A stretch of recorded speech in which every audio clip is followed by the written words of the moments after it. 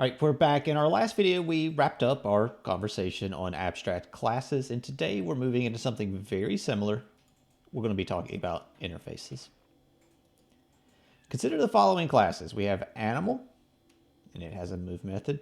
We have robot, and it has a move method.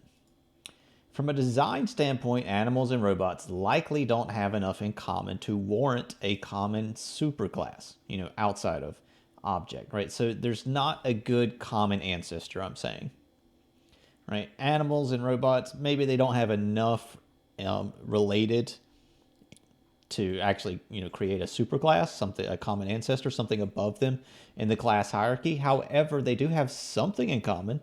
They both define a move method. Now consider a program where both animals and robots can exist. So I'm saying they can exist in the same program, but they don't have the same ancestor. They don't have a common ancestor. This program will periodically tell all of the animals to move and all of the robots to move. In the current implementation, there isn't a convenient superclass, a common ancestor that links them. And thus we don't have like a common data type that we can designate in our array list or array, our data structure, in order to actually save all these things. Right? If I made an array list of object, that's a problem because as I loop through, I got to do type checking. That is, I got to ask, is this an instance of animal? Okay, let me use casting to turn it into an animal. Okay, now I can do the move method.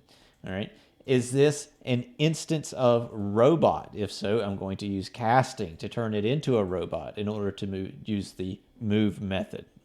So object being the only common ancestor isn't great. While if I did just an array list of animal, I can't store robots. If I did an array list of robots, I can't store animals. This is the kind of the problem that interfaces are seeking to solve.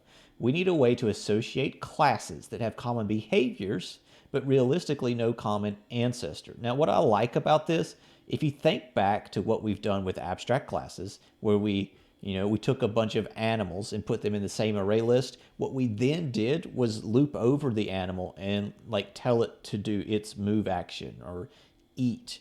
We tell it to do behaviors. This is what's important, right? This is kind of why we even wanted a way to associate classes, is because they have a common behavior. But in our example of animals and robots, there isn't a good common ancestor, a superclass. This is where interfaces come in, and they're used to define behaviors that multiple, perhaps completely unrelated classes have in common. Ultimately, an interface is a purely abstract class. No concrete methods, no instance variables, no constructors, only abstract methods. Think of every concrete aspect, right? The things that we would do in concrete classes, right? Instance variables, constructors, concrete methods. We've been doing that for like a year and a half.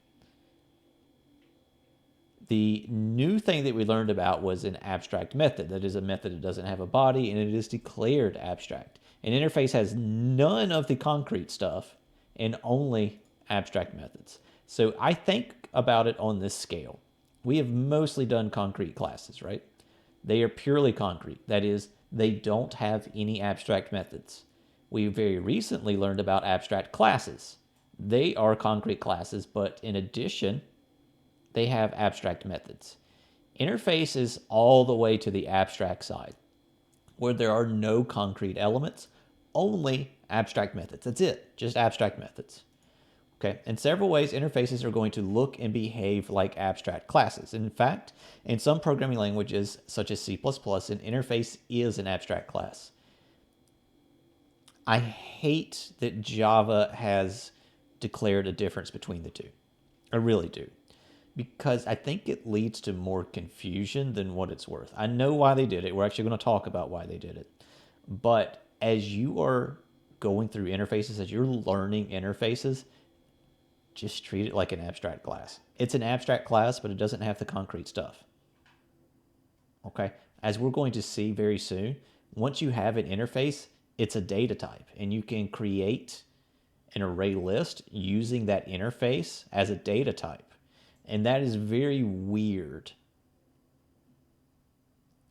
But when you think about it as just an abstract class, it makes sense that you can do it. Okay, so In other languages, such as C++, interface is not a reserved word. An interface is achieved by defining a purely abstract class. That is only abstract methods, right? So you achieve it just by design. If you just take an abstract class and don't put any concrete stuff in it, that's an interface. In Java, they've strictly enforced it with the interface reserved word, keyword. And once you declare something as an interface, that's all you can put in it is abstract methods.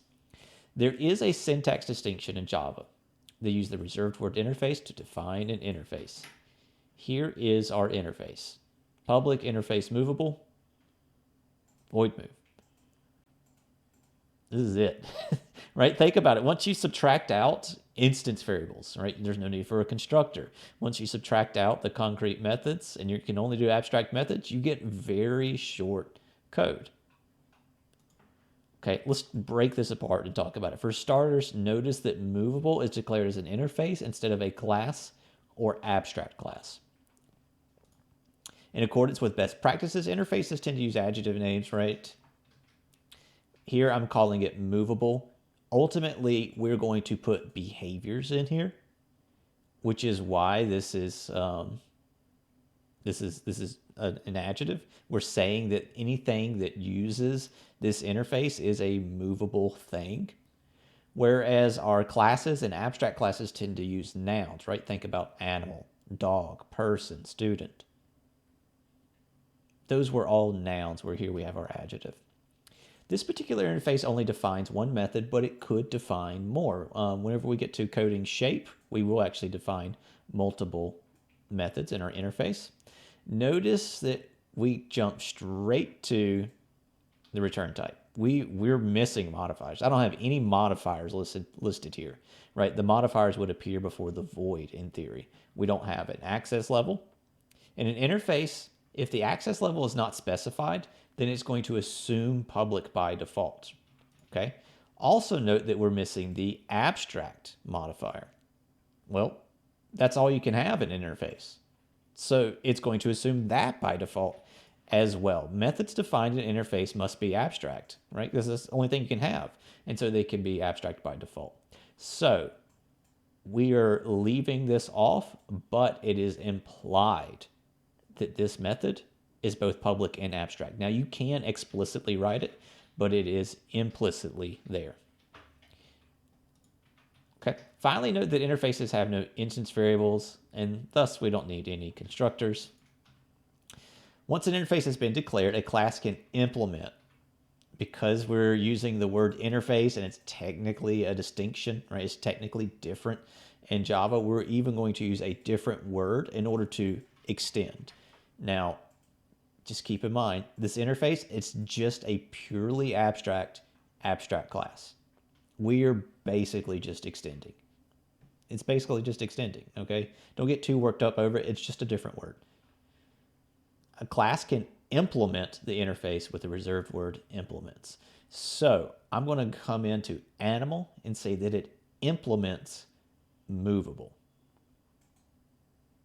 I'm going to come into robot and say that it implements movable. We are effectively extending. Now, movable only has one abstract method, move.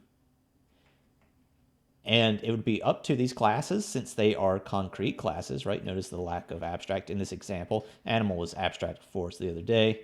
Robot, right? There's no abstract here. So these are concrete classes. So they would need to provide bodies, which they are in theory doing here. The movable interface constitutes a data type and creates an association between all classes that define a move method. This was ultimately the whole point.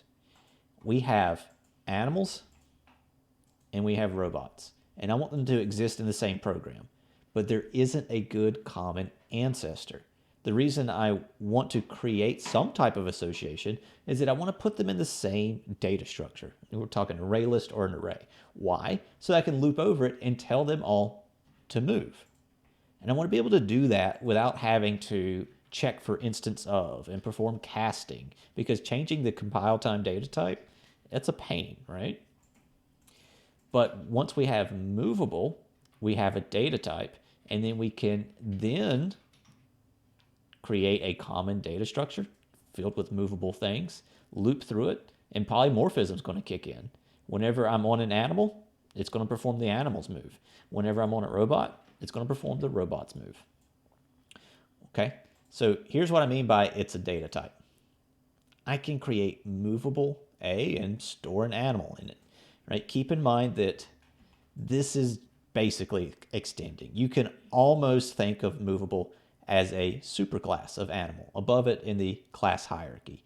What that means is if movable's up here and animals up here is down here, animals can go into movable variables.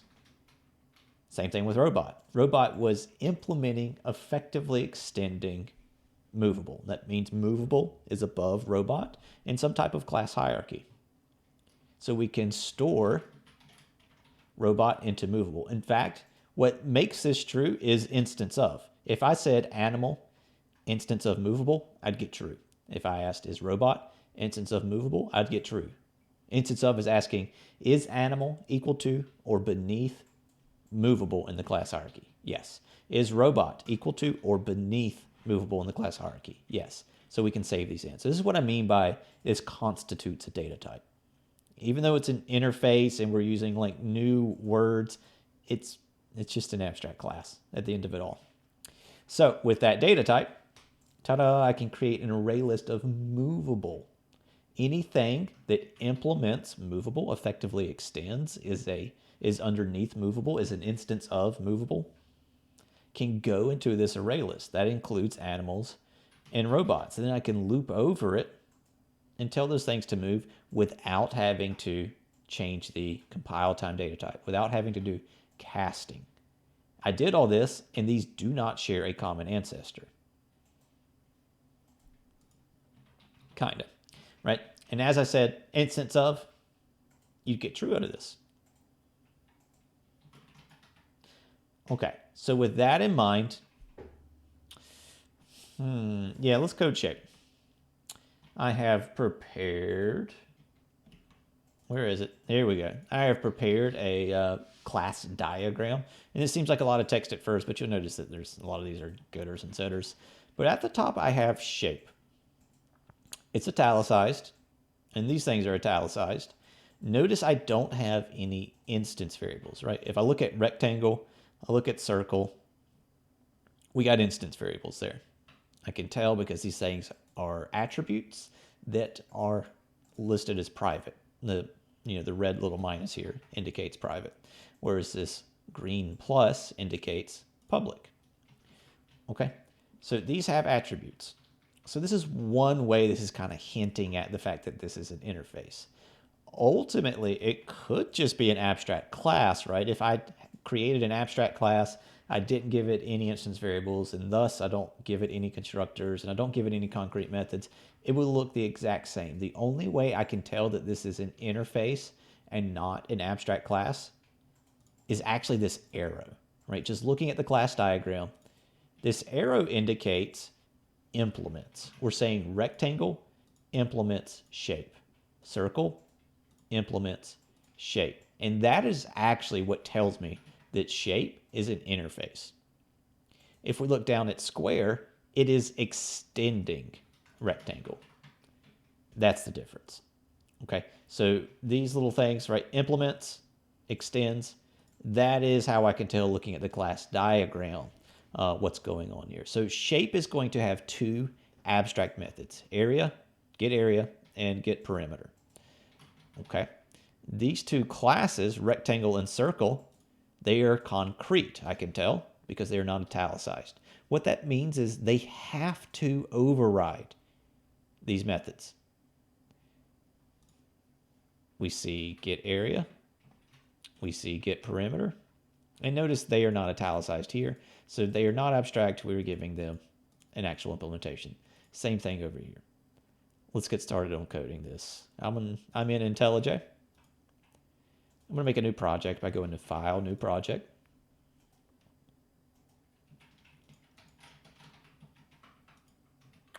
Already in CS folder. CSA folder is pretty good. So we'll create shape. I goofed, so I need to actually manually put in a shape subfolder. I'll right click on the SRC, make a new Java class in, bump the brakes. Big difference here. Not really, you'll see. Instead of a class, I'm making an interface. This is going to change one word for us. Thanks, IntelliJ. You're such a bro, right? Notice public interface shape. That's the word that it changed, right? It could have been a class. Not a huge difference here. I am declaring shape as an interface, all right? If I come in here and try to create instance variables, hopefully it's going to get mad at me. I wanted ID. Bruh. Right? What does this say? Private. Private's not allowed here. We can't have instance variables. Well, all we can have are public abstract methods, right? And the one that we're actually trying to write is get area. I need a return type. Okay. So this is gray because we haven't used it. This is gray because we haven't used it. These two modifiers are gray because they are redundant, right? I can actually leave them off and it is the exact same thing, right? We can only have abstract methods. So I don't need the abstract. And it just assumes public by default because keep in mind, our plan is to override these things. Right? I want other classes to be able to see this method by default because it's abstract. The whole plan is to override it. In fact, if we actually try to make an abstract method private, that is a syntax error. You can't do this. The reason being, oh, it helps if I type it right. Right? I can't have a private abstract method. The whole point of this is to get overridden. We're trying to create a signature. We have a header, right? That's going to help us prevent casting later on. So if the whole point is to be overridden, why make it private? No other class could see it, right? No other class can override it if it can't see it. So these things assume public by default. And if I were to get rid of these two modifiers, it's the exact same thing. Okay, I would consider leaving this as a comment to show that this is the exact same thing. We're also going to come in and create our get perimeter. Return type, get perimeter.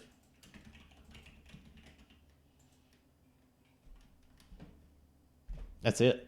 This is a complete interface, right? Once you take out instance variables and constructors and concrete methods that have bodies, you get really short stuff. This is it in its entirety. Let's create rectangle. Okay. I want rectangle to fit in here. I'm trying to extend it, bruh. What we need to do is implement. I'm going to implement shape. Now, it's going to get mad at me because think about this. This is basically extending. The reason why it's mad is because I've got abstract methods coming in here. We have the same decision as before.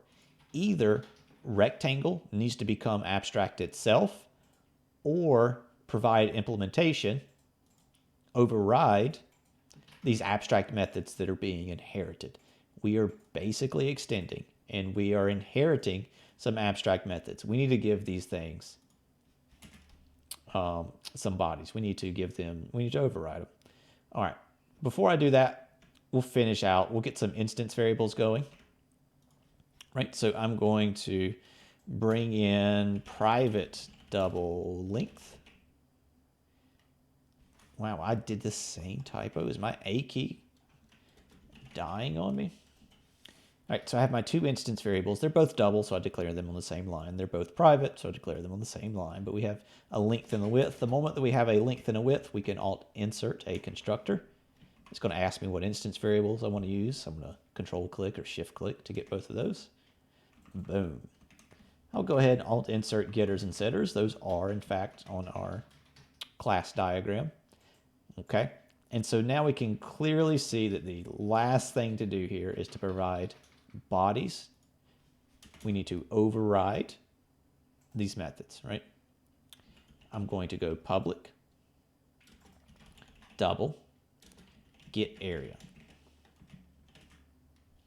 That's part of it. There's 2 coming in. I was able to do one of them. I got to do all of them. If this thing is going to be a concrete class, it has to override all of the abstract methods that are being inherited by us implementing. Right? Public, double, get perimeter.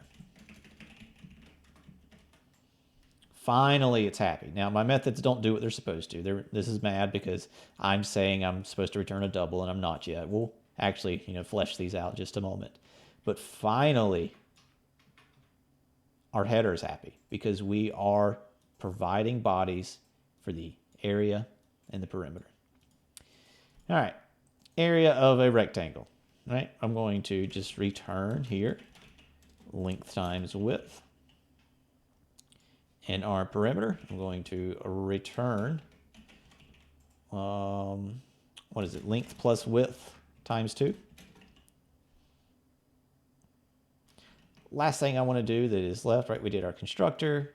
We gave these things bodies. I've got my getters and setters for length and width. And last thing I want to do is write a toString.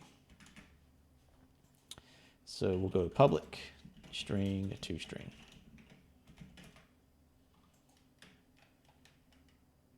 I'm going to, we'll go ahead and return the get class, get name, right? So it'll say rectangle whenever we actually go to print this.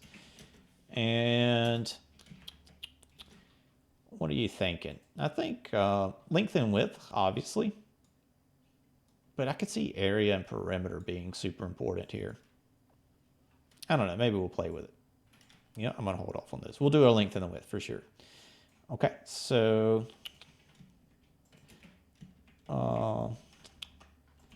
length, let's do this. Plus our length.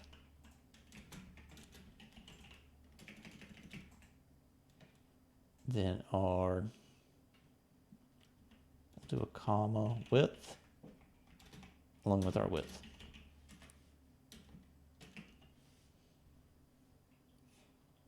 Okay, rectangle looks pretty good to me. I would say this one is complete.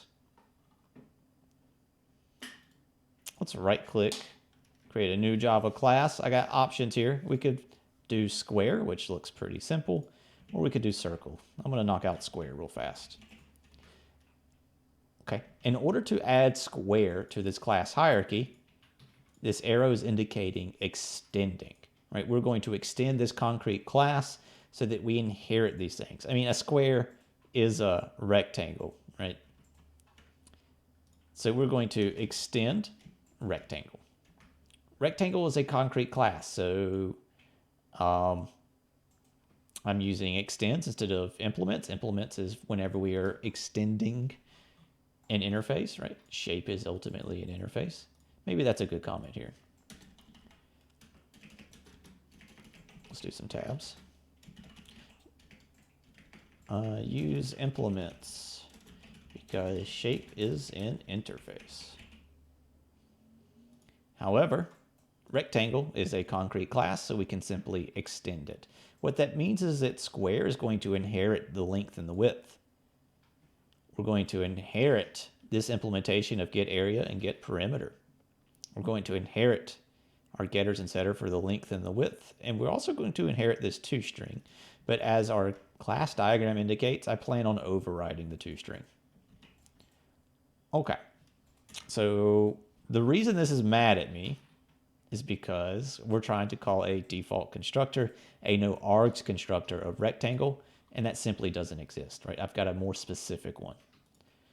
So whenever I go to alt insert my constructor, right here, we're taking in this is the one that IntelliJ auto-generated. I only really need one of these elements. I'm gonna call that side. And then all we're going to do is call the superclass constructor, specifying side as our length and side as our width. I don't need any extra instance variables. I'm going to use the length and the width that's coming in, but I'm basically going to assign them the same number. Okay, so when it comes to my toString, I don't like the one that we're inheriting from rectangle because it is going to include length and width. But for my square, there's basically only one measurement. So we're going to return here get class, get name, along with, you know, our side. You can call that length, you can call it width. If I try to do length, it's mad at me. Why? If I scroll over, it'll tell me. This has private access and rectangle, right? Here's where length lives and breathes. It is private.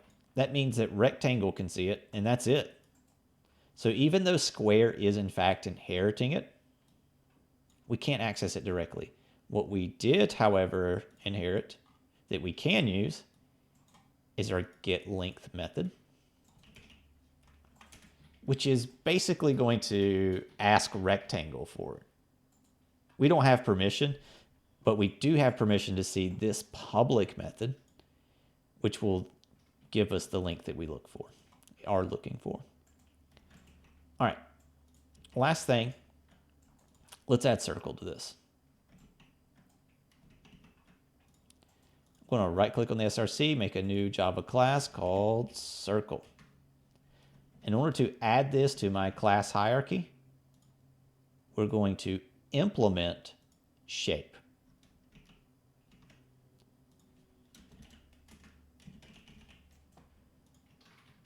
This is mad at me. It's not for constructor reasons. There isn't a constructor in shape, so it's not constructor related. There's no constructor because there's no instance variables. Nothing needs to get initialized, so we don't really have to call the noArgs constructor of the superclass. However, technically one is being made behind the scenes. This just works, man. It all jives, I promise.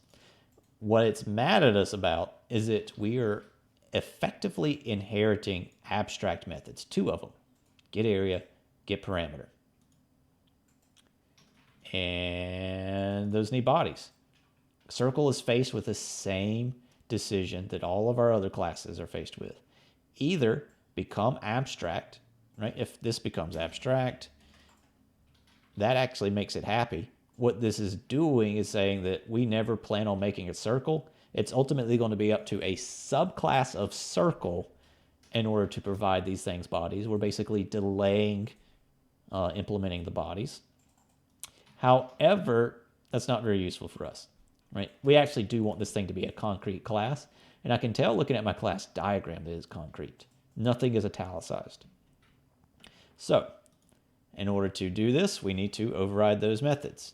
Now, before I do that, I'm going to go ahead and flesh out, right, our radius, our constructor. We're going to have getters and setters for our radius. So, private double radius. I want to alt insert a constructor. I am going to alt insert getters and setters. Okay. Now I'm ready to implement these methods. Before I typed it out, but you do have the option, by the way, to override or implement. It's going to be the same thing. It's going to ask me which ones I want to implement, right? These are coming from shape. That override tag comes in. It is optional. It is saying that this method intends to override a method. In order to override, the signatures have to match. So we make the signature matching a compile time thing. If I tried to come in here and include some type of parameter, the signature doesn't match anymore, which this tag now makes that a syntax error, right? So you can leave the tags in, you can take them out. They're optional. They're supposed to be for you. I'm going to take them out because it just adds excess clutter that is not really relevant to us. Let's get the area of a circle. That is math.pi times the radius squared. Okay. You have to forgive me. I don't remember how to get parameter off the top of my head. 2 pi r. Okay. So we're going to do 2 times math.pi times our radius. Sweet. Last thing we need to do is give this thing a toString.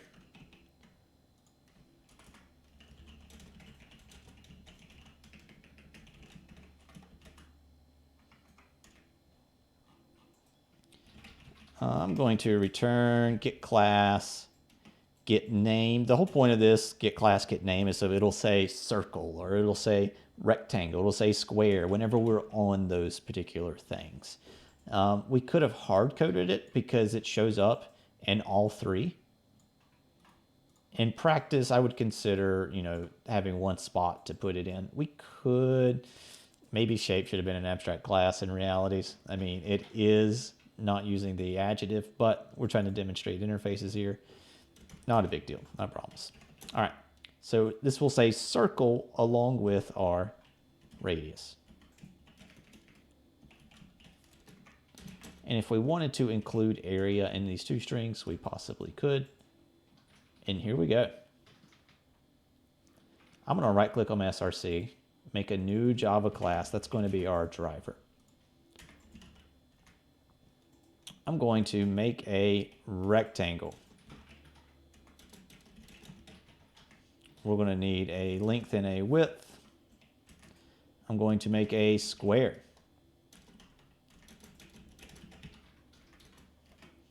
And that we just need one side. And lastly, I'm going to make a circle.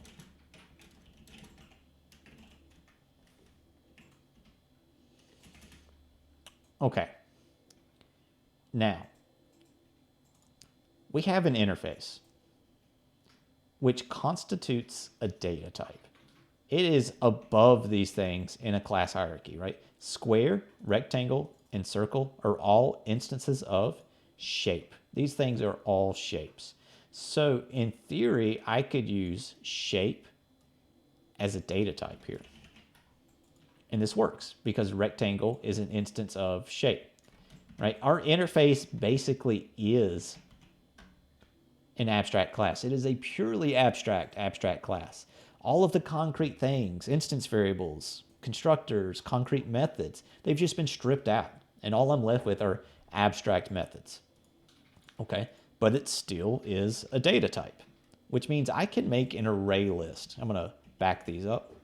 I can make an array list of shape.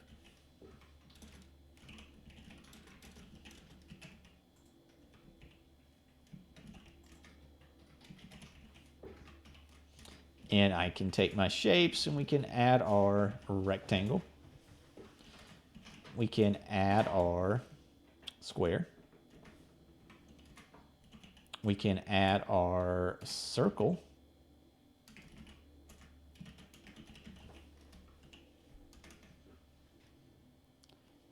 And now I can loop over my shapes, right? I would say something like for each shape, which we'll call S.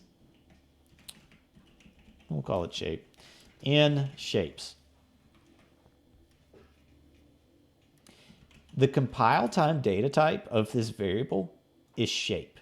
What that means is I can call shape methods and shape methods only.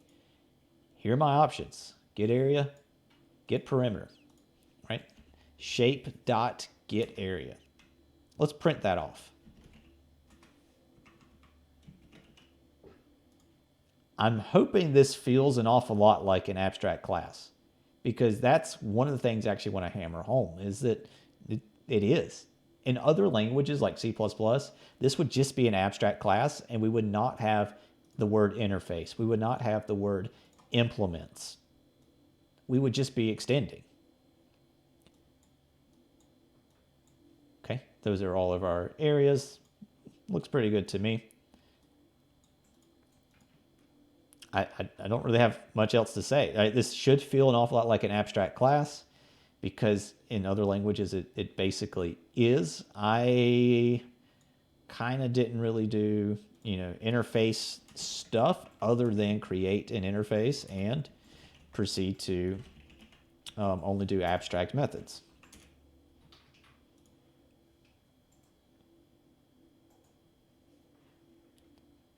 Now this particular, I'm not going to question it. This particular program, right, shape feels like just a common ancestor. So it still like, why do we have interfaces? These things have stuff in common. But our example on animals and robots, no common ancestor. The only thing they had in common was the move method. And that is where interfaces really apply. I mostly just wanted to show you that it's very similar to an abstract class. And so a lot of those things can be shored up. A lot of the insecurities you may have about interfaces can be shored up just by thinking about it as an abstract class. And then, of course, we got our data type. And I showed you that we can throw it all into an array list. You might ask, why do we need interfaces? Why not just turn the interface into an abstract class with no instance variables and a do-nothing constructor? We can simulate in Java what other classes do, what other programming languages do inherently, which is they don't have interface. They just have abstract class. And the way you achieve an interface is by design. Just take your abstract class and strip out the concrete stuff. From a design standpoint, interfaces make more sense when multiple unrelated classes share similar behaviors. So here's one reason to have an interface. From the design standpoint, our animals and robots had a common behavior, but that's it. More importantly, this is a Java thing, a class can implement multiple interfaces, but only extend one class. Say what? Public class A extends B and implements C, D, and E. So what this is showing is you can extend a class, only one. You can implement multiple interfaces. Okay? Technically, our rectangle is extending object and implementing shape. This is yellow because we don't have to explicitly do this. So this is showing that the superclass of rectangle is technically object, and we're implementing shape. So the thing is, we could implement multiple things. Now, let me show you why. This is ultimately why Java does a distinction between the two. If you only had abstract classes, C++, right, it only has abstract classes. It has a concept known as multiple inheritance. What that means is you can extend more than one thing, right? In Java, we can only extend one thing. There's only one superclass. In C++, you can, in theory, have multiple superclasses. Now, there are problems that come with that, and that's what this should be explaining. Over here on the left, these are concrete classes. I've got a student, and a student has an ID. I've got an employee has an ID. Okay, why is this a problem? Well, intern is extending it. So we're going to inherit this ID, but in theory, we would also inherit this ID. Note that this isn't possible in Java, right? A class cannot extend two classes. We can only extend one thing. But the reason it's not possible is because of a scenario like this. What ID are we going to actually get here? They have the same name. How in the world would we differentiate between the two, right? Intern is going to inherit both of these instance variables in this scenario, and that would like break it. The same thing with this method, perform task,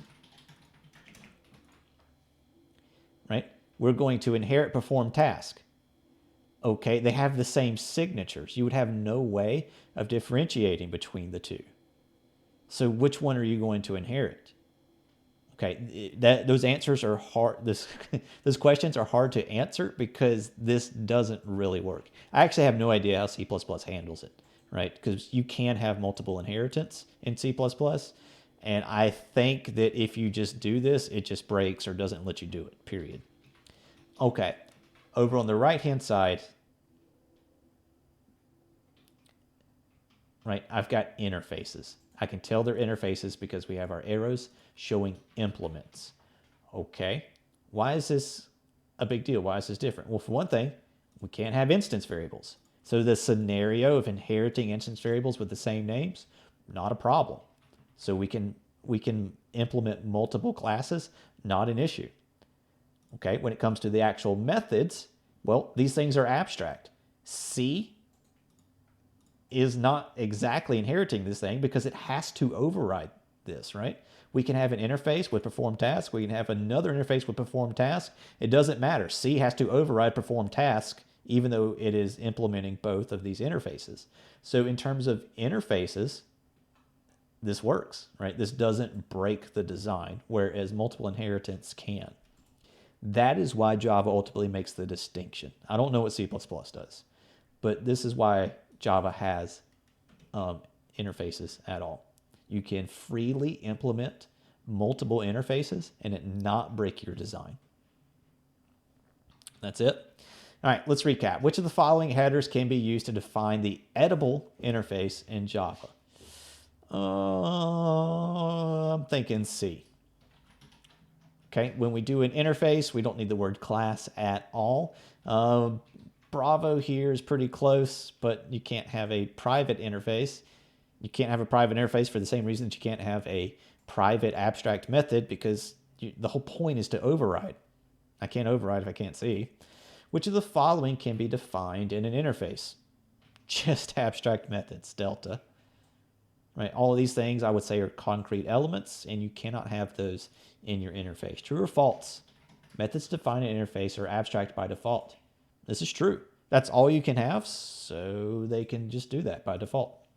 They are private by default. True or false? This is false. They are public. In fact, you cannot have a private abstract method. The whole point is to be overridden, and if other classes can't see it, they can't override it. True or false? In Java, a class can implement multiple interfaces. This is true. Right, I just talked about the design reasons why this ends up working, and it's just not an issue. If we were to extend multiple classes, we can run into problems. That is the end of our recap. I'll see you in the next one.